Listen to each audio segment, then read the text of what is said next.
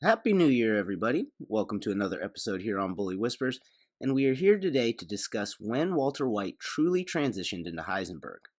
Now, there are many scenes throughout the series that viewers point to as the moment of transition, which we will go through, but ultimately, he never became Heisenberg, and it's not because he always was, it's because the idea of Heisenberg was nothing more than a moving target in Walt's head.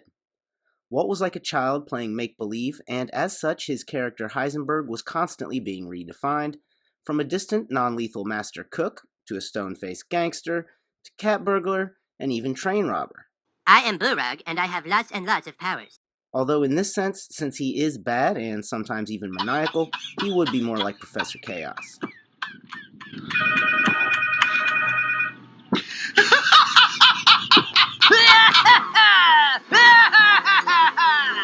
That being said, the progression of Heisenberg wasn't like some video game where he completed a task, leveled up, and got a new task. He never lived up to the idea at any point and continued forward despite being repeatedly snapped back into reality throughout the series.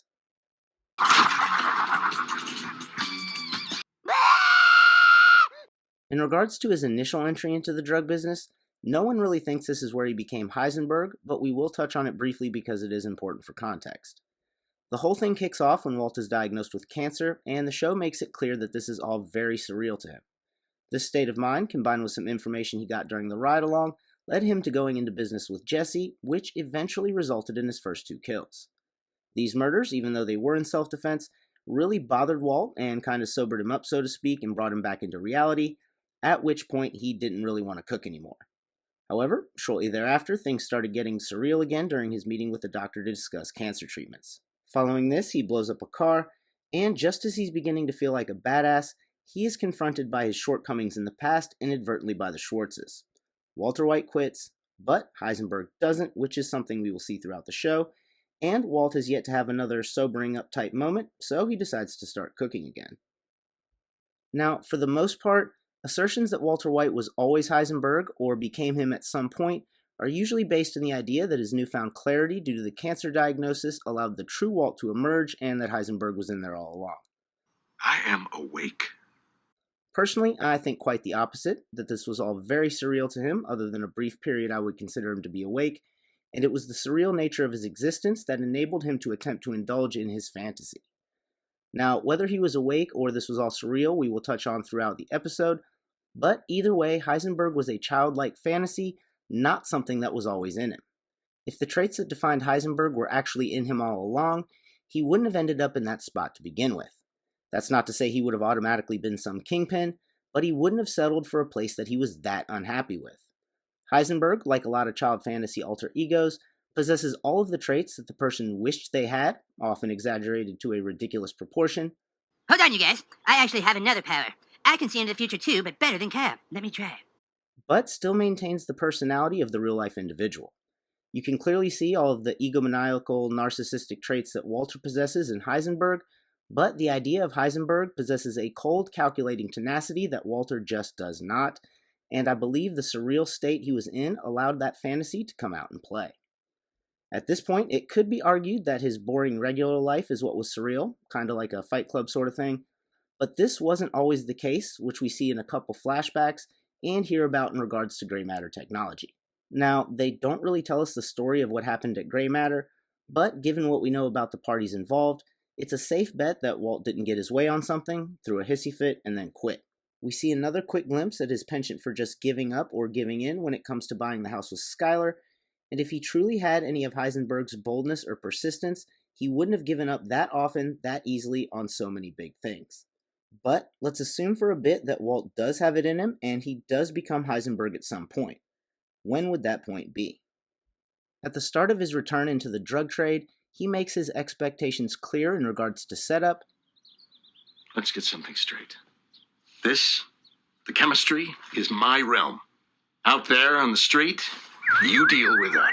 As far as our customers go, I don't want to know anything about them. I don't want to see them. I don't want to hear from them. I want no interaction with them whatsoever. And that, somehow, he still expects it to be peaceful. No matter what happens, no more bloodshed. But the show concurrently makes it abundantly clear that this would not be the case, and after Jesse is robbed and roughed up, Walt decides to become a badass. I am Burrug, and I have lots and lots of powers. He strolls up into Tuco's place, looking tough, feeling tough, looked Tuco right in the face, talked some shit, and then blew the whole place up so that everyone knew he was a force to be reckoned with. Having now officially used the name Heisenberg for the first time, he strolls out of there like a complete and total badass through a crowd of stunned gangsters to his car, where he proceeds to have some kind of weird sexual experience with the money. Okay, so that's probably not the badass grand finale he had envisioned beforehand, pun intended, so maybe he's not quite Heisenberg yet, but he's on his way, right? No, he's not. You see, shortly thereafter... What the hell are you doing here?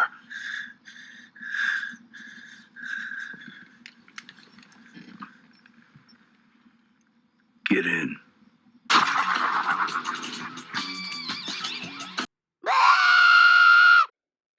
Now, this scene is interesting in the context of this discussion on multiple levels.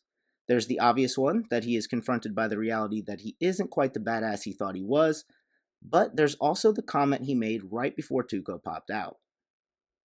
What the hell are you doing here? Now, there is some context to this particular scene, but this is a part of his fantasy land that he displays multiple times, especially earlier in the series. He seems to view his house as some sort of base like in a kid's game of tag. Like if he gets back to base, he's safe and can't be tagged again until he decides to take his hand off it and start running. Between don't ever come to my house, don't ever call me here, etc., it's clear he still views this somewhat like a game that he can start and stop playing when he wants to, which is something that will pop up again later. Quick side note before moving on, while I doubt it was intentional and it doesn't mean anything, I do think it's funny that 2 scenes before he goes to meet Tuco, his hair is falling out, prompting him to shave his head, and then when he walks in while Tuco is examining his previous batch, you can see what look like little hairs sticking out on the right and left sides. After surviving his brush with Tuco the same way Paulie Walnut survived the Columbo Wars, he goes home, waits a bit for things to settle down, and gets back to cooking, but he has reverted back to the old, cautious, small-time Walter White. However, over the course of most of Season 2, he goes from, I don't vote for this plan. I'm not comfortable bringing in unknown entities into our operation. all the way to, We need a proper infrastructure. We need foot soldiers and we need dealers on a street level that are rock solid. We need muscle and we need enforcers. during this time, Walt still knows he's going to die, and when he mistakenly thinks it will be very soon, it causes him to go on a cooking spree. But when he finds out he was wrong and actually has more time than he had thought, Walt, your tumor has shrunk by 80%.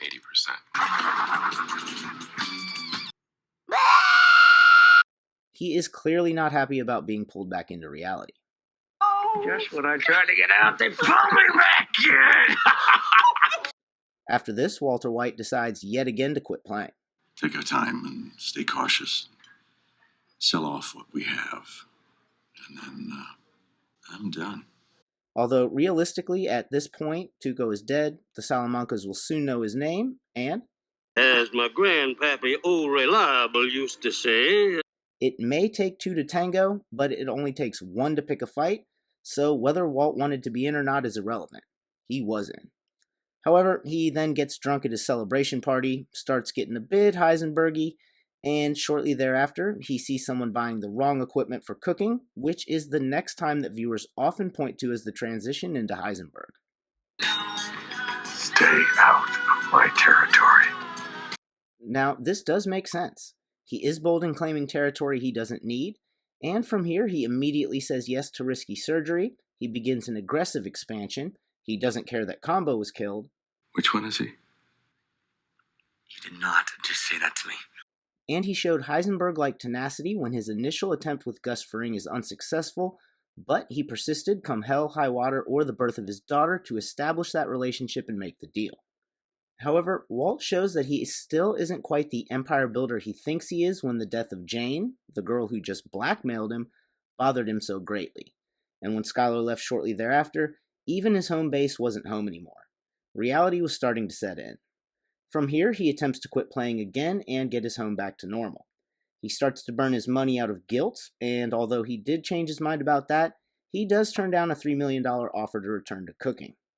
After trying to clean everything up and pleading his case to Skylar, he waited for her to get home from work to hear her answer. I fucked Ted.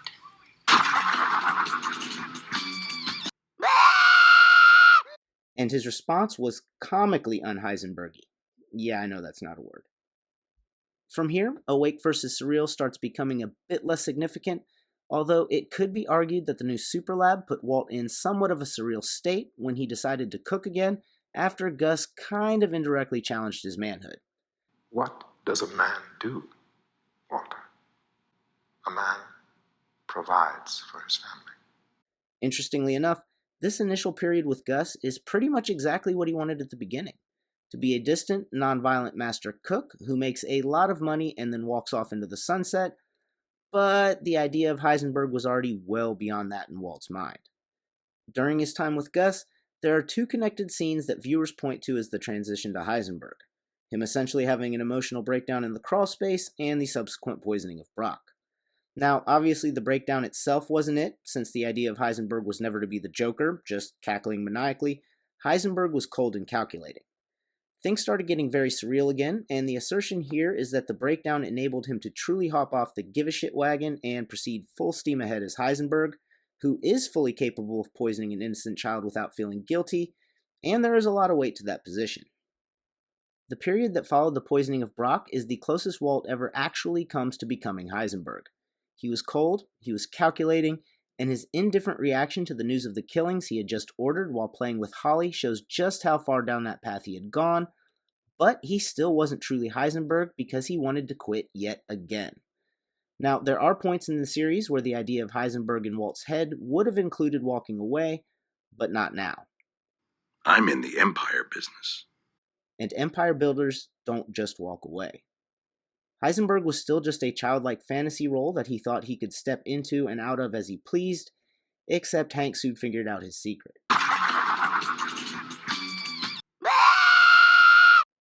From here, there isn't much to evaluate in terms of Heisenberg. The idea of Heisenberg was never to be Kaiser Sose, the guy who kills his whole family in front of the people holding them hostage just to show those people he means business. He was never going to go after his family like that. Eventually, he becomes just a scraggly version of his former self, bent on revenge. Ironically, this is the only time he actually is in reality what he is in his fantasy. It's just not Heisenberg. Well, thanks for watching another episode here on Bully Whispers. As always, like, comment, subscribe, and I'll see you at the next score.